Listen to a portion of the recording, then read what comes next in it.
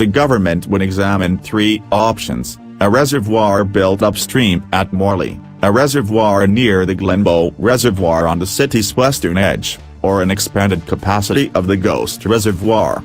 Her government would examine 3 options: a reservoir built upstream at Morley, a reservoir near the Glenbow Reservoir on the city's western edge, or an expanded capacity of the Ghost Reservoir. In her second consecutive day of campaigning in Calgary, considered crucial to win for her government's re-election, Notley said the projects would complement the contentious Springbank Dry Dam aimed at controlling floodwaters on the Elbow River. The project would be paid for by the NDP's climate leadership plan funded by a carbon tax, which the UCP has pledged to axe. Notley also used the announcement, made from a park overlooking the city's downtown and Bow River, to criticize UCP leader Jason Kenney's stance on the Springbank project that's still awaiting final federal regulatory approval. Now Kenney says he'll further delay it by hiring another so-called expert. Jason Kenney is not prepared to do what it takes to protect this city, said Notley, noting her UCP rival has said he won't demand his caucus accept the scientific consensus on human-caused climate change.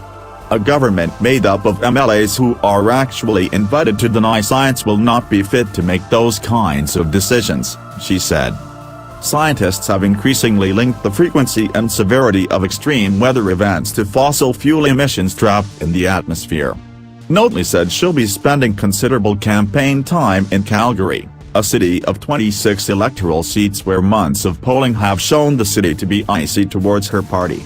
The latest poll, conducted by Angus Reid March 11-18, has the UCP at a 56% approval rating with the NDP currently sitting at a 31% approval rating.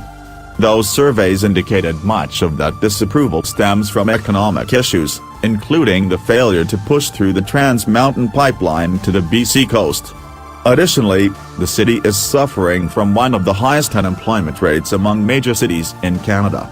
I will be spending a lot of time in Calgary because Calgary matters and I don't have to overcome any narrative because I agree building the economy and creating jobs is fundamentally important, Notley said Friday.